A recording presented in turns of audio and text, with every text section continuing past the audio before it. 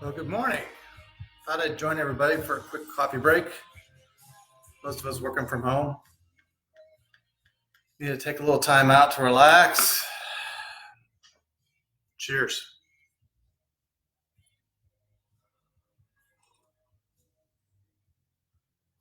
So on today's coffee break, we're enjoying some espresso. Started off the morning with some Ethiopian Gadeb out of the drip machine, drip coffee maker, and very good. Good way to start the morning, get some of my work done. But now we're moving into a little higher test, the espresso. And we have a semi-automatic DeLonghi machine here at the house. And so it does the job whenever we can't get to any of our partners out there to grab a cup. Anyway, the espresso that I'm drinking is actually a blend of two different Indonesian beans, a Sulawesi and a Sumatra, along with a tiny bit of Robusta. And that gives us nice crema. You'll notice our espresso holds its crema 3 to 5 minutes, and it makes a very delicious cup. So with all of us stuck at home, I thought I'd at least say hi and say, hey, stop. Go get a cup of coffee. Our espresso also has some other elements in it, namely, as I think about the recipe, 2 different African beans as well. Again, we're trying to give it some brightness. That Indonesian bean does a great job of giving us some heavy baked chocolate notes in the back that a lot of people enjoy. But at the same time, we want it to be a little bright when we first take that first sip. And so when we bring air across our tongue as we take our sip of coffee, and I'm going to go ahead here. You get a nice effervescence almost, and then that dark chocolate kicks in, and that's really the finish as well. And very smooth cup as we try to do our best at Black Powder. We're a big believer in a low after finish or short after finish. Some people call that dry if you're into the wine terminology. But for us, that's just part of making a great cup. So I hope everybody out there is being safe, staying at home, social distancing, all the fun stuff that we have to do right now. I'm here holding down the fort at the house side. The team is working hard either at home or at the roastery because of the size of our shop, if you will. We went to curbside only pre-orders, if you will. Whether you order online on our website, we have a local pickup new site that we've added, along with the traditional sites that we have for all the nationwide visitors to do nationwide shipping using U.S. Postal Service. And to the Postal Service, thank you.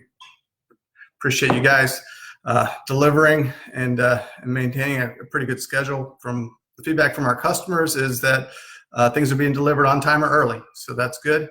And we're excited to be able to deliver that across the country. Again, our shop is rather small here in Mooresville, North Carolina, and it's kind of hard to maintain a 6-foot distance. So because of that and the safety of our employees, we went ahead and did curbside only. Feel free to call ahead. That's 704-614-0824. Find it on our website. Or order online. That order drops right into that to Square, the local iPad that's actually inside the building. And then we'll go ahead and put your order together. Give us a call when you show up. We'll be happy to walk it out to your car. So that's kind of what's going on. It's nice to see some chat notes here from Amanda. Prospector Gold, delicious stuff. Being able to maintain that taste profile has been a somewhat of a challenge behind the scenes, but we think we have the Sumatran crop lined up for this year. That is 50% of the ingredients of Prospector Gold. That is a Sumatra lintong, and that Sumatra lintong is actually from the center of Sumatra. So Sumatra has 3 growing regions. A lot of people think Sumatra. It's a very general statement. Gale Mountain is all organic, and so if you buy our naturally grown Sumatra, you'll find that's Gale Mountain. Earthy, a lot of earthy tones to it. Nice chocolates, but again, a very good cup. But in our Prospector Gold, we use lintong, which is from Lake Biwa,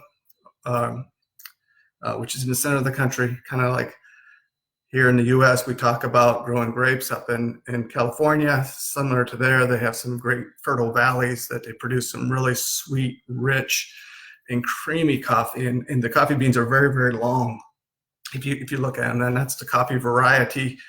It's a bourbon variety. Again, great cup. We're able to maintain that. We got bags on contract to take care of us for the next 4 to 5 months. And Eddie from West Virginia, Sulawesi, yes. Great cups. About 3 years ago, we were able to get something called White Eagle from Sulawesi. We have not been able to get that back. The Sulawesi is really good, not discounting it, but it was cupping at 92, 93. Now it's cupping more at 89. Great cup of coffee. Again, different techniques after they picked the bean because of who they were conquered by. I mean, lack of a better word. It's a Dutch technique when they pick the berry and how they process it. Sumatra versus Sulawesi, that's a big difference. The trees are pretty much the same, soil the same, little bit of micro environmental differences, but not a lot. It's really that secondary processing that makes that Sulawesi so creamy and smooth and less earthy than the Sumatra. I actually like it better, but a lot of people don't. It doesn't get the marketing dollars that Sumatra does, and doesn't produce the volume. So a lot of people either have never tried it or have never heard of Sulawesi, which is an island just off the south of Indonesia, and the Indonesian island chain just south of Sumatra. But that's kind of what's going on my little coffee break here. But I was hoping to do this a little bit more often, to share a cup with customers, whether it be an espresso like this or whatever you might be drinking at home. And feel free to ask me any questions. Kind of an open book.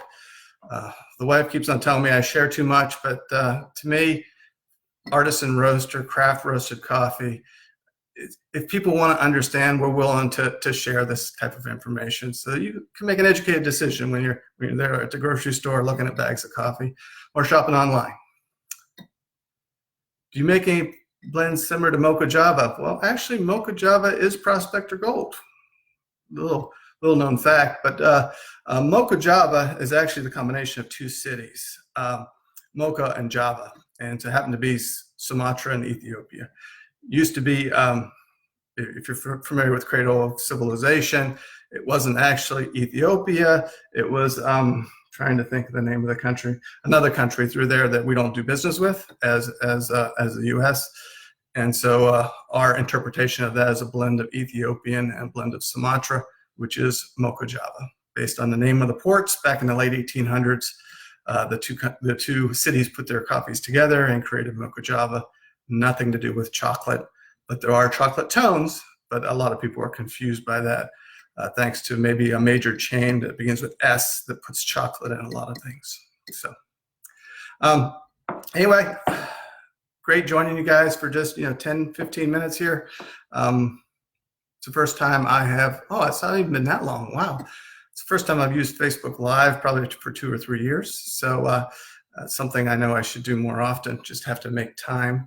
Again, my name is Dave Stallman. My wife owns and operates Black Powder Coffee, and I'm the head roaster, of course, the moral support behind the scenes, but I'm the one creating a lot of the roast profiles. And then our small team, Tyler, Drew, and Katrina, work to fulfill the orders and to get things done.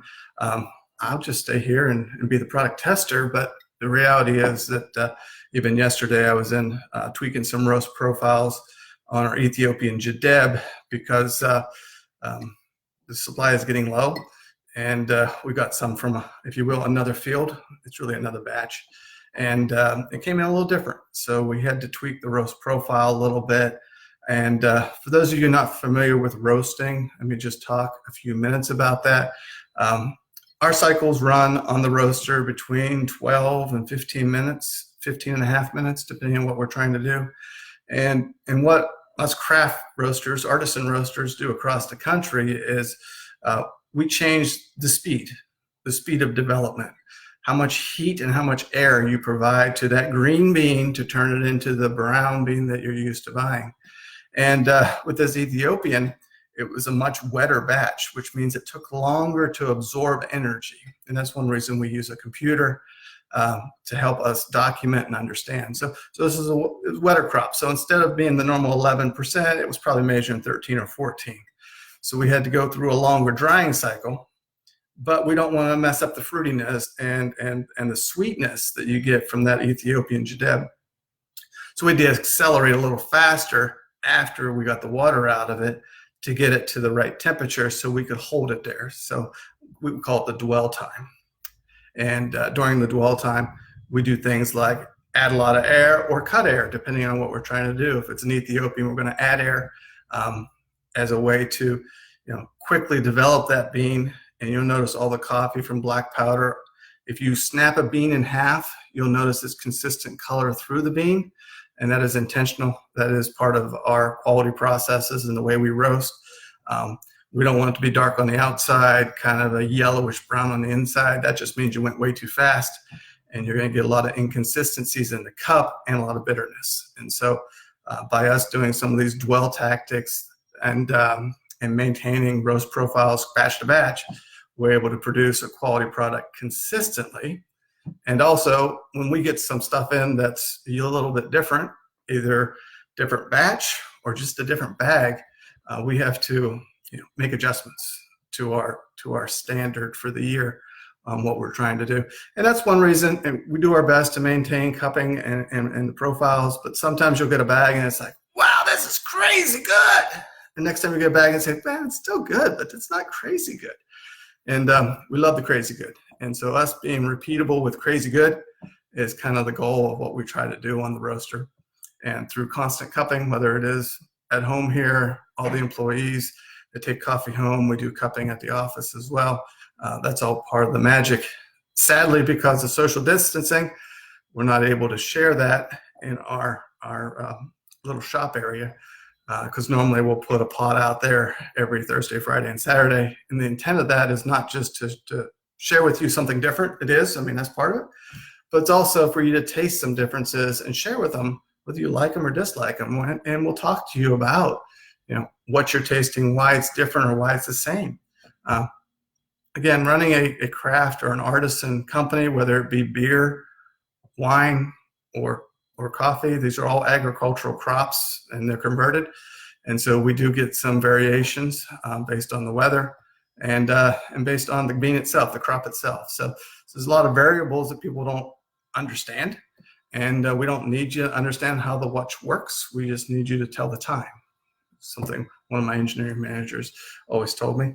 I'm always the guy that tears stuff apart to figure out how it works. But anyway, last week I bought some Dunkin' Donut coffee at Food Line Emergency. It was terrible. Well, I never say anything bad about even the national competitors. It's different coffee. Simple as that. It's an accelerated growth cycle coffee, which causes a lot of acidity and bitterness.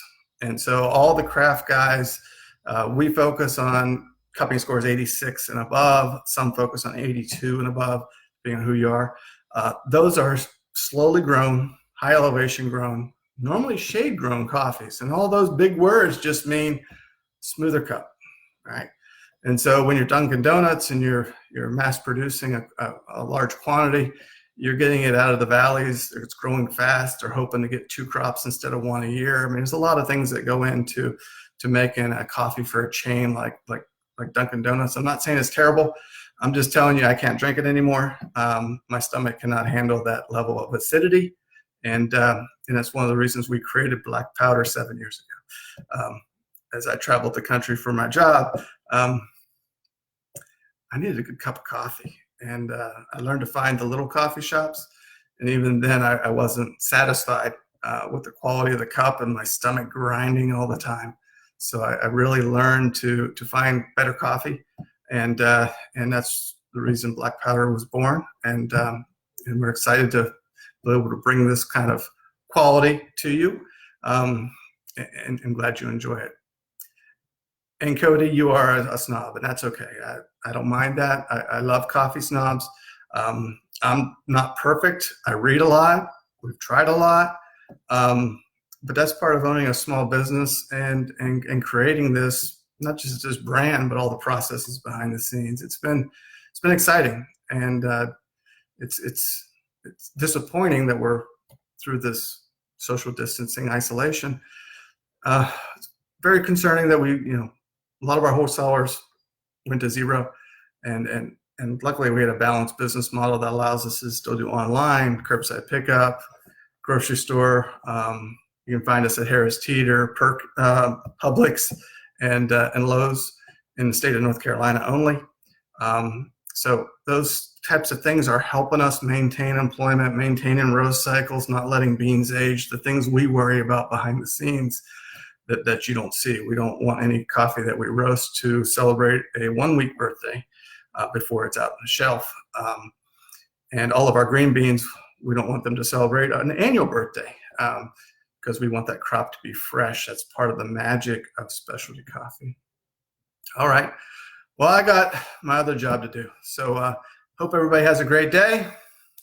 Cheers. Be happy and be safe.